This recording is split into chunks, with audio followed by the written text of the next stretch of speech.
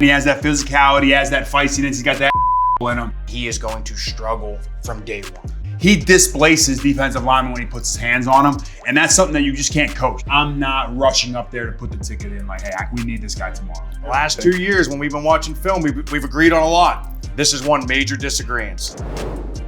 Welcome back to Clean Pocket. We are talking offensive linemen. We're talking the big uglies, me and AQ Shipley, former NFL champion offensive lineman center, myself, Justin Pugh. We're gonna kick it off down in the bayou with Will Campbell. That's no indication of how we feel like these guys are being ranked, but a lot of people have him one on their big board. AQ, what do you think?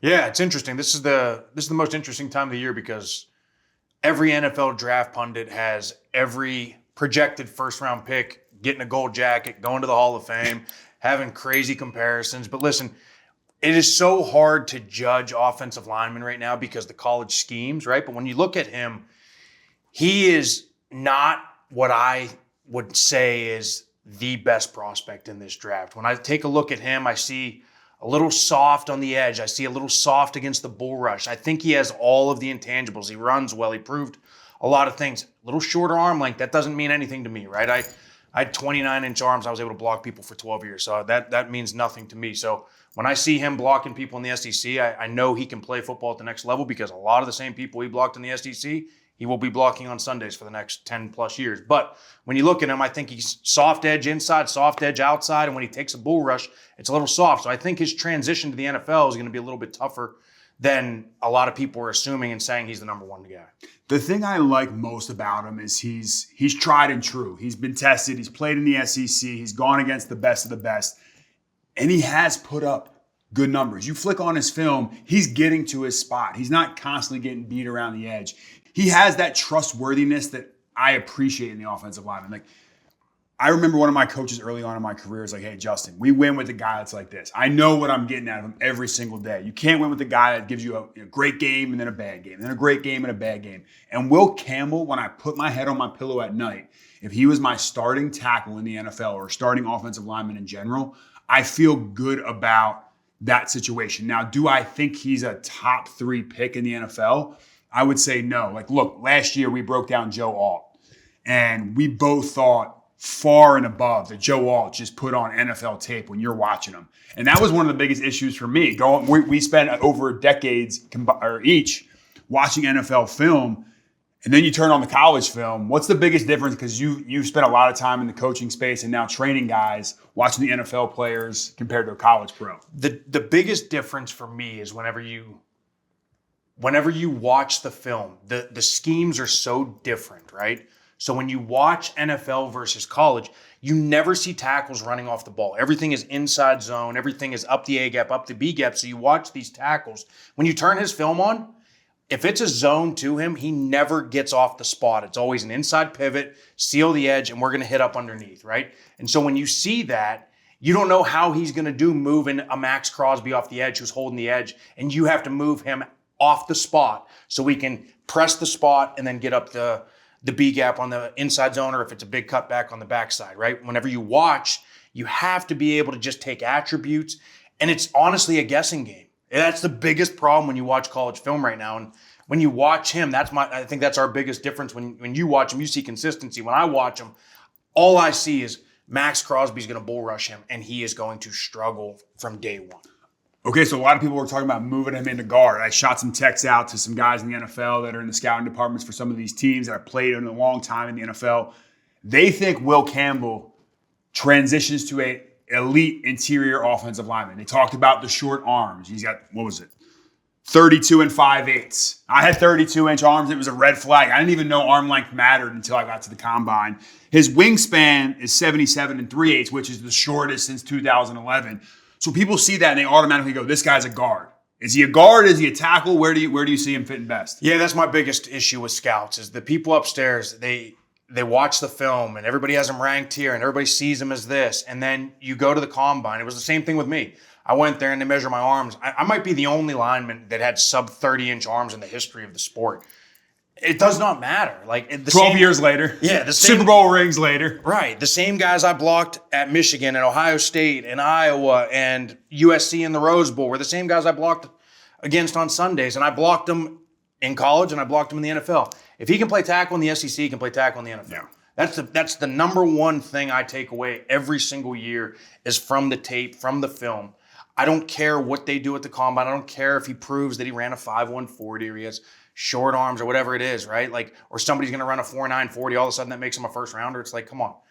We play in a phone booth. We play in a phone booth. That's what offensive line is. And so whenever I look at him, he can play tackle at the next level. And I do love his ability to strain. Yes, he's got bull runs. You put on the Texas A&M film, and they got Stewart, and they have some other really premier pass rushers. He does get bulled at times, but I will say this. He strains. He's fighting his ass off to make sure no one's getting close to the quarterback, and I love that. You can't coach that. Some guys just give up and they quit on a play. This is a guy that you insert on your team. He's going to set the tone. You saw his the one thing I love most about him, he had this quote talking about if an offensive lineman lets up a sack once a game, they're working at Amazon, and a D lineman gets 1 sack a game, he's the highest paid player in the NFL. The reason I think he's a better guard than tackle, I played left tackle in college, played at Syracuse, didn't play in the SEC. The arm thing was floated out there. I look at his footwork, and I do think he lumbers a bit. He's not as quick twitch as some of the elite left tackles that we've been around and we've seen. That is my biggest fear for him at times. Now, he went out there and ran the sub 540s. No question, the straight line speed and all that's there. But when I look at his feet compared to a guy we're going to talk about here shortly, Kelvin Banks, I see left tackle feet when I look at Kelvin Banks. I don't see that with Will Campbell. Not saying he couldn't do it, but if you're the Patriots at 4, am I going to take a guy that I don't know if he can be there for the next 10 years like a Joe Alt or an Olu Fashanu? And I don't think I see that. Yeah, I mean, he's definitely a little bit slower twitch than a lot of the guys we're going to be speaking about today. But before the combine, he was consensus number 1 guy by almost everybody, right? So his tape is obviously liked by some. But I think when you do dive into the tape, again, the thing I keep going back to is if you're taking a guy in the top 15 picks, you're expecting him to step in and play right away. I was spoiled going to Tampa and watching Tristan Wirfs come in and seeing, okay, this is what a top 15 pick looks like. And, oh, by the way, he's only got 2 all-pro teams on 2 different sides of the line. And when you take a look at him, he's going to have to come in. He's going to have to compete from day one. He's going to have to take on that $40 million bull rush. He's going to have to go against Nick Bosa, who has a motor like no other, who also has a good bull rush, who also squats 600 pounds, right? Like, these guys are freaks at the next level, absolute freaks. And more often than not, I watch him getting pressed back in college. I watch him giving up the edge and giving up a sack. I mean, there was a clip we looked at this morning. He didn't even touch the guy and gives up a sack. Oklahoma. Against Oklahoma. And it's like, for me, those issues can't show. I mean, college, in my opinion, if you look back at your college tape and my college tape, college was easy. College was easy. I was able to do things in college and get away with so much stuff that you can't get away with in the NFL. And so if he's struggling with the basics at certain times against certain good rushers in the SEC, trust me, when he goes against Max Crosby, Nick Bosa, Myles Garrett, TJ Watt, Trey Hendrickson, watch out. Yeah, I mean, I had the first exposure of that when I went down to the Senior Bowl and I went against one of the guys from Georgia who didn't even end up making it really in the NFL. He bull rushed me for the first time, and I was like, okay, this is different. I was playing in the Big East. I'm going against Pitt. I'm going against Rutgers. I'm going against West Virginia. Going against Chandler Jones, who ended up being a first-round pick. But you go against a guy from the SEC, and he's able to bull rush you. That leaks into the NFL career. And unfortunately, a lot of these stereotypes end up hanging over a player and probably creeps into your confidence as well. So I think he is a surefire first-round pick. Is he going to go to all of our Patriots fans out there? Is he your guy? If this was last year's draft class and it was Joe Alt, I say, hey, Patriots, you're running up to the podium to put that ticket in. I think if you're the Patriots now, you're not sprinting up and putting his name down, and you might see a different, even though they need O-line help, and he does get the job done, I don't think he's forward to the Patriots, right? Yeah, I agree. I mean, there's no question. We'll talk about, we defer a little bit on this, but I'll get to the guy who I think is the most NFL ready. And again, if I'm drafting the top 10 picks, and if I'm the Patriots and I need an O-lineman, I need an O-tackle at 4, it can't be this guy, in my opinion. So the next guy we want to talk about is Kelvin Banks, Texas left tackle. You think he is the surefire OT1 in this draft class. Tell us why. I do. I think he's the most physical. I think he plays with length. I think he can handle the bull rush. I think he's athletic as hell. There's clips that you can find on tape of him running, alley screens and speed screens, getting out in space and decleating corners. That's exactly what you need athletically from a tackle at the next level. But when you watch him and you watch his technique, you watch him high leg gallop and take hips as he climbs the second, he's decleating D tackles. He's getting to the second level. He's getting on them guys. When he's playing on the edge against the edge rushers, he's always playing at length. Always. Good pass sets. He's never given a soft edge. When we talk about Will Campbell, that's my biggest critique, is the fact that he gives a soft edge. That hip opens and he gets pressed. This guy never does. He keeps the width of the pocket. Never once did the quarterback of Texas, Quinn Ewers, ever have to feel like there was something coming or collapsing on him. He plays physical. He plays with length. He's athletic. He's got good feet. He's got all the intangibles. I think he's more physically gifted. I think he's more physically capable of stepping in from day one, and that's why I like him the best.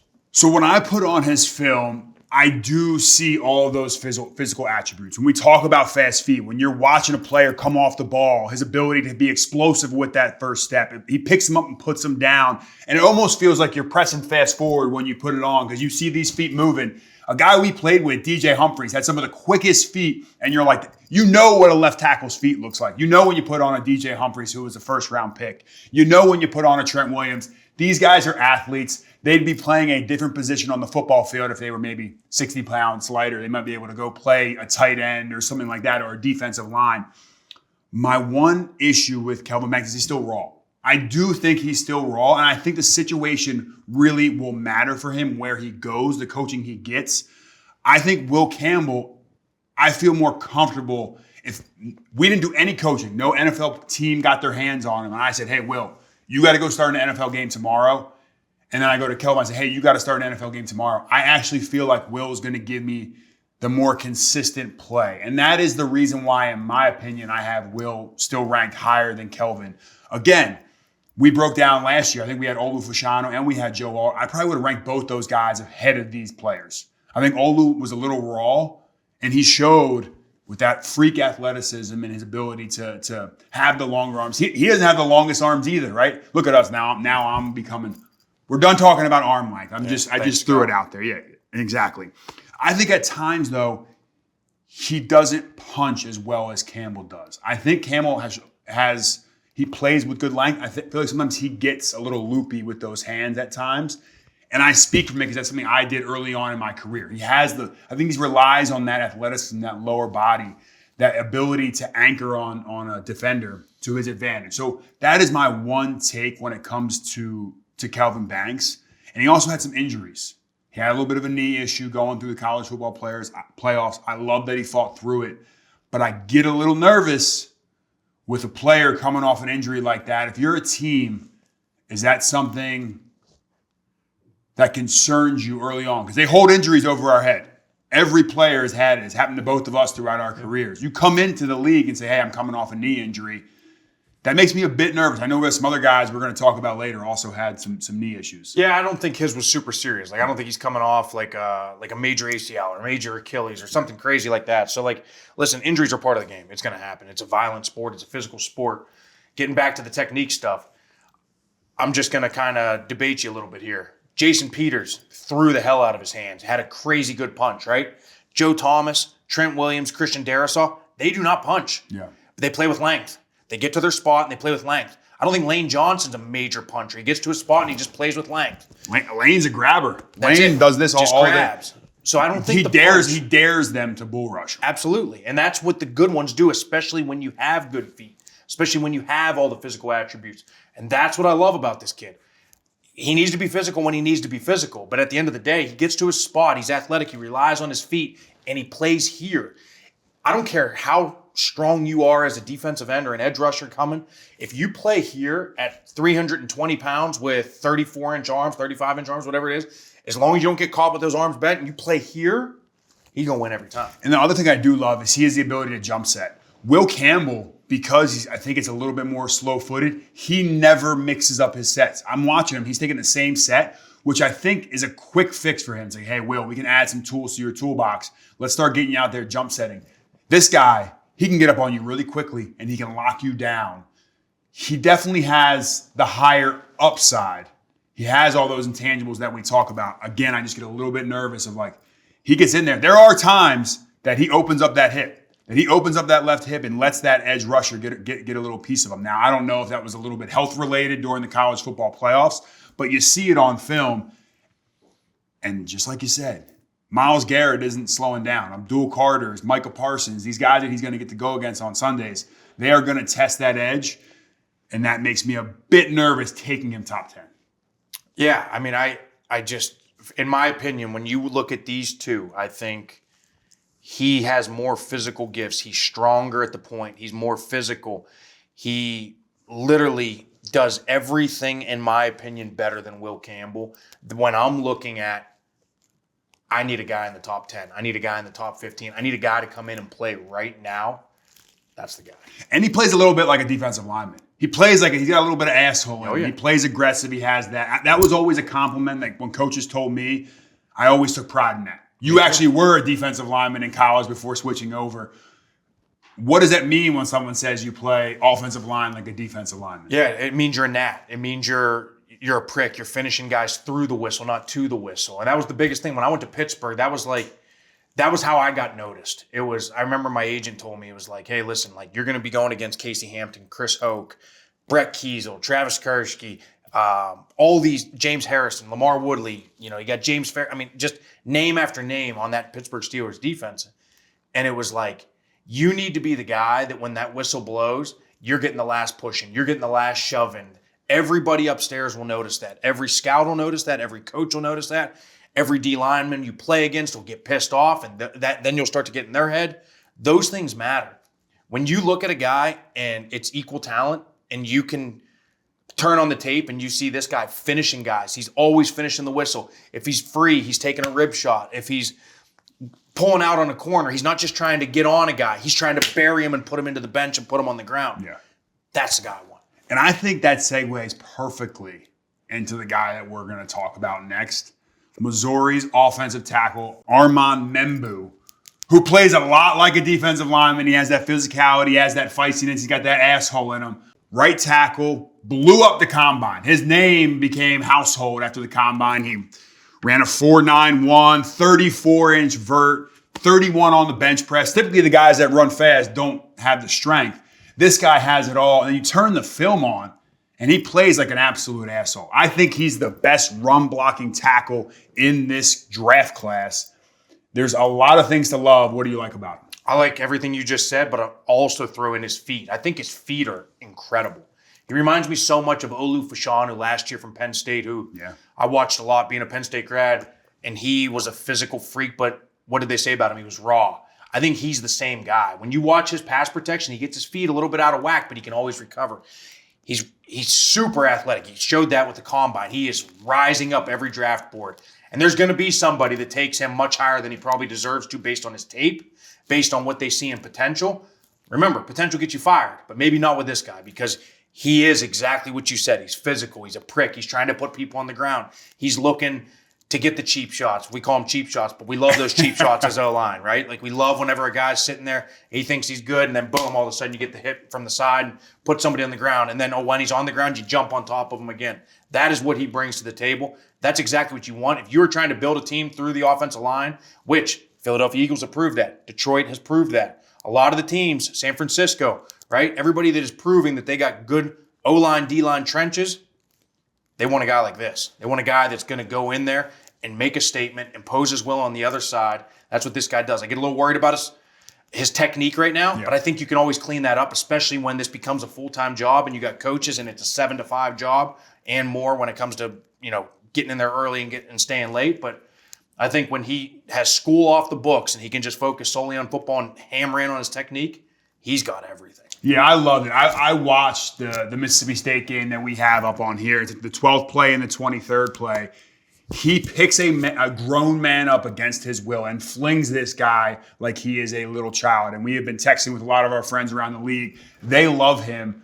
You look at a team like the New York Giants. We know early on, but maybe if they can sneak back into the end of the first round or early in the second, if he's a guy that's on the board, you're running up there. He's a tone setter. He's changing the culture in that room.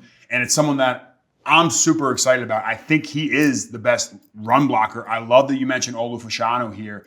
He was a guy last year that we thought was raw, and he had a very successful rookie year. He had a chance to learn from Tyron Smith. Again, I say the Giants a little biasly, right? I played there.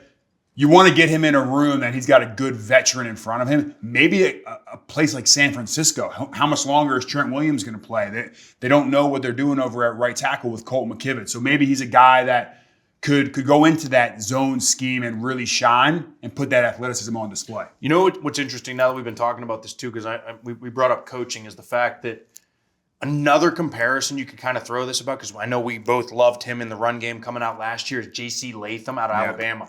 Big, physical, putting people on the ground. And we were concerned about his feet. We were concerned about him as a pass protector. But what did he do? He went to Tennessee. He gets coached up by Callahan, one of the best in the game, and he had a damn good rookie season. So this is a guy that I look to be the same type of guy. Go to a team that's O-line needy, right? Maybe even a team like Cincinnati, if he can fall there. Cincinnati just cut Alex Kappa. They need guys. They're going to have to get a guard, but you can get a guy like this. You might improve your team immediately. And if you are a winning team in the back half of the first round, this is a guy that might be able to just step in and just give you that extra boost.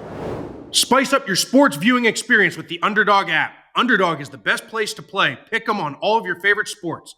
Just choose higher or lower on your favorite players' stats, and you can join the millions of fans who have won billions of dollars on Underdog. What are you waiting for? Sign up now using promo code POCKET. That's POCKET, and you can get up to $1,000 in bonus credits. Download the Underdog app or visit UnderdogFantasy.com to get started today. So he is a tackle, right? He is a tackle. You wouldn't move him inside. I would not. Again, same thing. Everything I go on is tape. Listen, can these guys move in and play guard? Sure. You want to pay this guy $20 million to go play guard? Sure. Why not? He's running a 4.9. He's freakishly athletic. He's big. He's physical. He's got clearly the size to play guard. You get a little concerned about the height, right? Sometimes when you move these 6'6" guys into guard, but then you go and look at Becton and what he did in Philadelphia this year, that might change the tune a little bit on these. It seems like Philadelphia changes the tune on anything. We just break the mold when we go to Philadelphia. And he moves guys off the spot. We talked about Will Campbell and Kelvin Banks not really moving guys off the spot in zone scheme. He displaces defensive linemen when he puts his hands on them. And that's something that you just can't coach. That is just gifted athlete getting out there, being physical, being feisty. We love it. We love Armand. Next up, we have Ohio State's Josh Simmons. The season was cut short due to injury. But in the brief time that he played and going back to San Diego State where he started his career, were both like, hey, Josh Simmons is a guy that we like a lot. It was the first thing that happened whenever I showed up this morning. I said, hey, have you watched Josh Simmons? I really like this guy. And when you take a look at the first Oregon game before he got hurt, he was doing some great things. Yeah. Great things. He's physical. He's showing the snatch, right? You don't see that a lot at the college level. That's normally not taught until you get to the NFL. Obviously, it's being watched a lot more at the NFL. You're seeing Deion Dawkins, Spencer Brown, Trent Williams, Darius, all these guys snatching guys, so the college guys start to pick it up. But you see a snatch early. Then you see him reach a guy. They get the long touchdown run. He's cheering. He's high-stepping down. You see the excitement out of him. He's big. He's physical. Christian Darrisaw is a name that brings to mind, right? Like, I know you brought that up. His feet are incredible. He comes down on a 3 technique in the Oregon game, spins back out, smooth as can be, just like a basketball player. Slides his feet, gets right back in front. These are the attributes when you're watching film that you want to see out of your offensive lineman. You want to see big. You want to see physical. You want to see different moves. You want to see how they handle zone 2, zone away, pass protection. Do they play with length? Do they punch? Do they do all these things? Because it's so hard to evaluate based on the scheme a lot of times. But what you see on him, he jumps off the tape in every single attribute that I just mentioned. Yeah, he has the aggressiveness. The one area I am a bit concerned on is the penalties. He's got a lot of penalties throughout his career, so we kind of getting that that technique refined. He has all the physical attributes. There's no question about it. But he also had a season-ending injury. So we said Kelvin Banks, not as severe. This was the other guy that we were referring to, Josh Simmons. He was at San Diego State. He transferred to Ohio State. He showed that it wasn't just a fluke. I wasn't just out here at San Diego State dominating. I went to Ohio State, who has a bunch of dogs on the defensive line. He got to go against those, got to go against some of the top pass rushers in the Big Ten to start. Then he has the patellar tendon injury against the Oregon Ducks. He goes down. It's like almost like a non-contact injury. It looked pretty bad on film. Does this one scare you? Kelvin Banks, not as much. Yeah, a little bit more, right? The patellar tendon is obviously a major injury, and it's a major surgery. It's a bunch of time recovery coming back from it.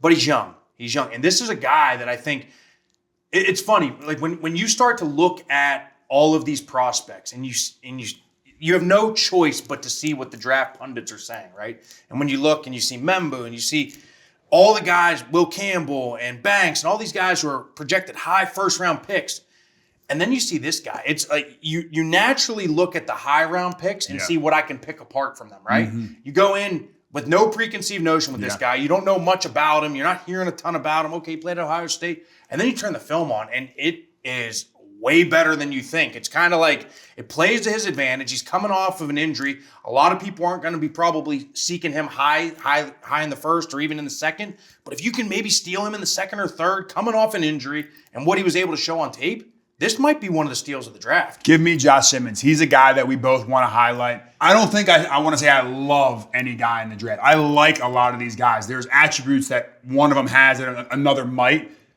This guy, when healthy, is a bona fide left tackle in this league. We mentioned Christian Darrisaw. That's lofty comparisons right there. I know me and you both thought that and said that. I think he is going to be a starter in the NFL for a long time. He has the pedigree. He's shown it at a high level. Just get healthy, Josh, because you are a stud. The one thing I will finish with is I will say this. Scouts always say this. They always see a tackle on a roster that maybe struggle, maybe isn't superstar status early. And they always think we can go get the next guy, right? And it's always the grass is always greener on the other side, right? When you take a look at him, he will give you somebody for the next 15 years because these guys do not grow on trees. That's what scouts do not realize. If you can get this guy, and he can show what he showed on tape, man, this guy can be really good. Really good. And if you like things that are really good, make sure you are following, you're subscribing to our channel. We're giving you all the best draft breakdown, following all your favorite NFL teams in the action ahead of the draft. If you need an offensive lineman, AQ and myself, we got you covered. Next up, we got Josh Conerly Jr., Oregon. Progressed throughout the season. Like I'm telling you, I like what I saw late in the year. You don't. I mean, we've been friends for a long time. I know. The last 2 years when we've been watching film, we've agreed on a lot. This is one major disagreement. I kind of love this. We're going to find out. Like Josh, I am putting my flag down that I like Josh Conerly a lot. I love what he did against Penn State, against Abdul Carter. Now, Abdul Carter was a little bit banged up in that game, so maybe I'm taking the fool's gold seeing it. I like the sets. Yes, the play strength isn't exactly where he needs to be at this exact moment. We're going to get him training. We're going to get him, he was at Oregon. He was getting that NIL money. He was living the good life. We're going to get him in an NFL strength program. I like his sets. I like his ability to play with that length. I love these Oregon jerseys. Everything that he brought to the table. I'm looking at my notes, right? I'm trying to find things that I don't like. Long limb players, smooth transition. He's moved from right tackle to left tackle. He's overset at time, but it was still smooth. He had the ability to recover when he was playing against Penn State. I liked everything that I kept seeing. There was times that he did clamp and didn't use his arms, but who doesn't? Who doesn't sometimes have some of those issues? I kept looking for something I hated about this guy, and I couldn't find anything that I hated. I'm just like, all right, this is a guy that I think as a pure pass protector, he's one of my favorite in the draft. That was a good attribute you said. You said you like his jersey. That's going to bode really well at the next level as a player. I don't think his jersey at Oregon is going to do anything. Do you like the Oregon jersey? I want to know. I do like the Oregon jersey. It's not going to do anything for him at the next level. Second thing, an NFL strength program. Not great either because we can't afford to get guys hurt. Also, whenever you get into the NFL, you can't really get stronger. So whatever you have coming out of college, that's who you are strength-wise. Because now we play a 17-game season. Now 16 when we played. 17-game season. Then you take a month or two off. When you take that month or two off, now we got to take 4 weeks to get back into shape. And all we're trying to do when we get back into shape is get back to where we were the previous year. So if you're not strong enough now, you're never going to be strong enough. And if we're going to play on potential is going to get you fired. When I look at this guy, he is soft at the point of attack when he gets in pass protection. He literally reminds me of, again, every West Coast football player, they're going to hate me when I say this. West Coast football is all about finesse, right? There's a few anomalies, right? Penei Sewell obviously came from Oregon. He was an absolute stud, and he's become an absolute stud physical freak. This guy, when I think about it, he's finesse. He's position blocking. He's not moving people. He literally just lays his hands on. He's never punching a guy. He's never moving a guy off the spot. And every time he takes a bull rush, the hips are open and he gets walked back, and he never, ever, ever just puts his feet in the ground and anchors. And then I usually don't put a ton of stock into this. I go and watch the Senior Bowl, and his feet are all I knew out this of was whack. coming. I Has knew to this come one up. was coming. And you got a Marshall edge guy. Marshall, again, good football program. Not Oregon, not Big Ten. No offense. And this guy comes off the edge, and I've never seen a guy get hit. I mean, it was absolute brutally put on his back like I've never seen before as an offensive tackle in a Senior Bowl when you're trying to impress scouts, when you're supposed to be at your best. Then he goes to the other side and does the same exact thing. Don't like it. All right, well, the Senior Bowl, I played in the Senior Bowl. It is a stressful week, man. Like you're constantly moving here to there. You're getting interviewed. You're poking and they're prodding you. You want to go show. And one-on-ones. Is one-on-ones a true indication of a player, an offensive lineman? No, not one bit. But what we talk about. Arm length and one-on-ones. We hate them. I still need to see competition. I hate one-on-ones. Yeah. I don't think it's a measuring stick by any means if you're going to be a good football player. But what I can take from that drill is compete. I don't care. Okay. Go out, throw your technique. You can't get put on your back a step into your set. Can't happen. Cannot happen, especially when you know what's happening. This isn't like we're guessing. We don't know what rush he's doing. It's going to be one of two things. It's a bull rush, it's an outside move, or maybe a secondary move back inside. You know exactly. There's no threat of run. It's one-on-one. He's trying to beat you, period. You got to compete. Josh, I think you're going to be a stud in the NFL, man. So you prove me right, brother. I need you. I need you. Prove me wrong. This is our first true guard in the upper echelon of this draft. Tyler Booker's 20 years old. He's out of Alabama. First off, here's my first question. Does Alabama, when you say with a player now, have the same allure that it once did when Nick Saban was there? I mean, you can argue that Alabama didn't have the same allure in offensive lineman world. Alabama, even in Nick Saban's tenure, right? Like those guys go to the league and they get a ton of hype coming in. And I haven't seen an absolute monster offensive lineman go and be a Pro Bowler, go and be an All-Pro, go and be an absolute stud in how long? You think, what's the last one? Evan Neal obviously did not pan out. Jedrick Willis in Cleveland, he hasn't played. He's had some injury. Chance Warmack was my year. Andre Smith, J.C. Latham. J.C. Latham. These guys are all first-round picks. And they all have a very similar build. They're 360 pounds. They're 6 foot plus. Like they look. You send those guys from Alabama off the bus first because you're intimidated when you play them. I think he fits a little bit of that mold as well. He's not the best footwork guy that you're going to turn on. He's massive. He is a mauler. He's an Alabama lineman. He's going to give you everything in the run game. At times, he struggles to pick up the games. He's not always communicating with his left tackle. They had some issues on some twists and some stunts.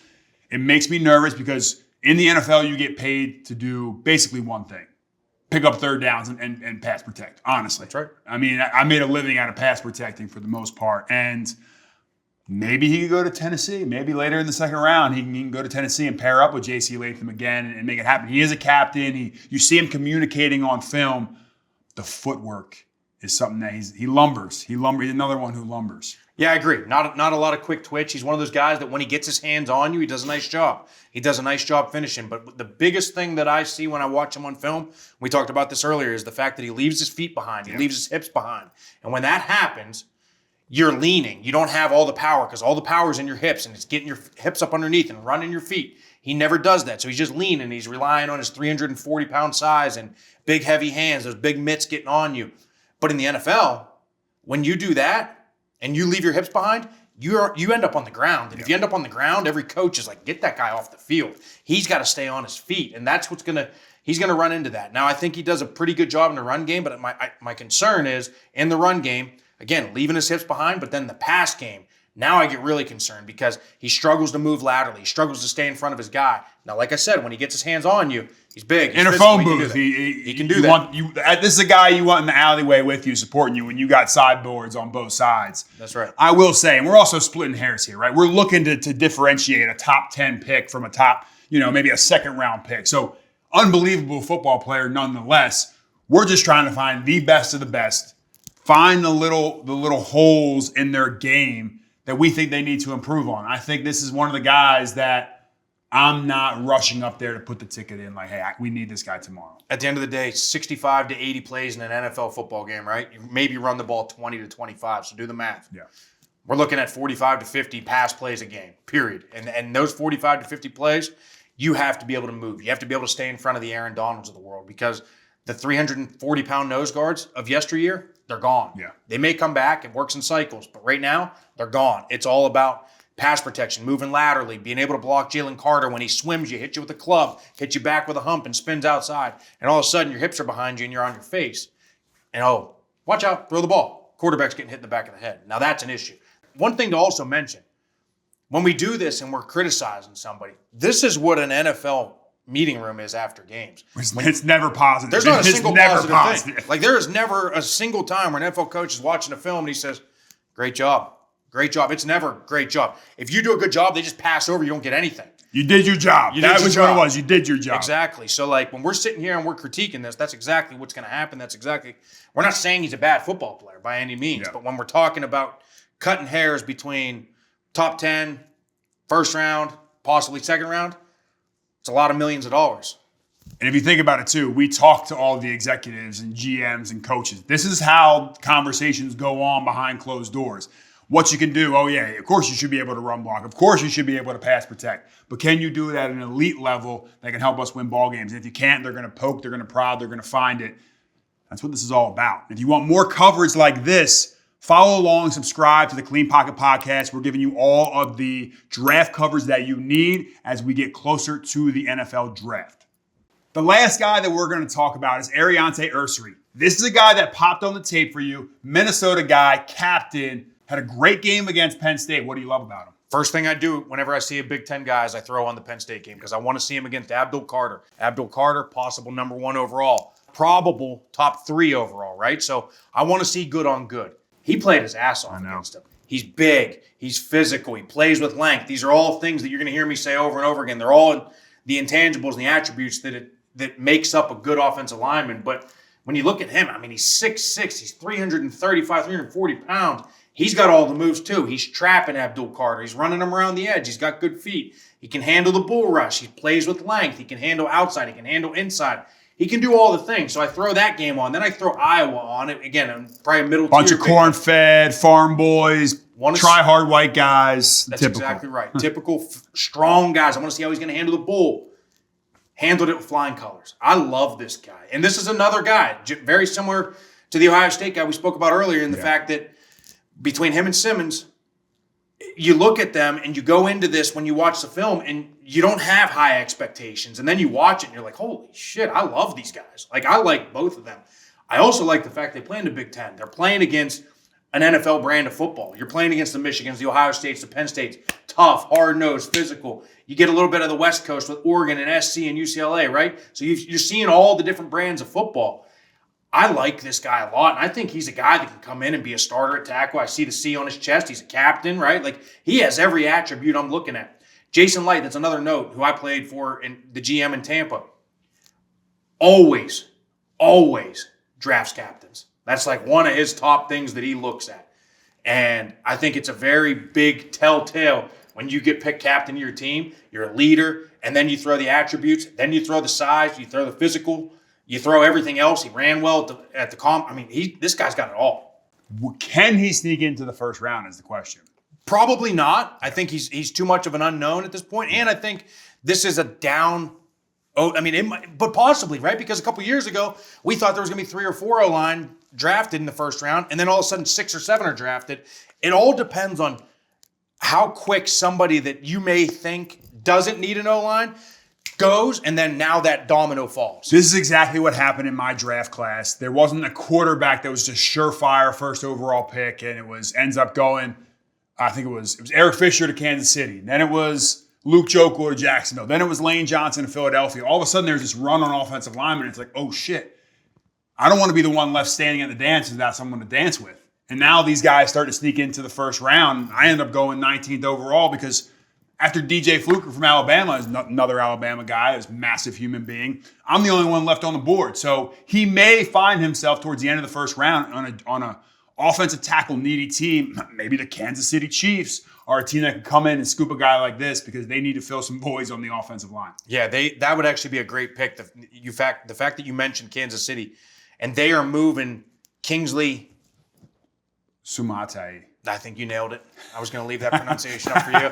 From BYU, who they drafted last year, into guard after Tooney departs on the trade to Chicago, this would be a great pick. Kingsley was locked down last season when they moved him into guard and started working with him. Apparently, he looked phenomenal. So if you're a Chiefs fan, they trade Joe Tooney, and I know we're not talking about the teams coming up, but this could be a guy that could be late in the first round.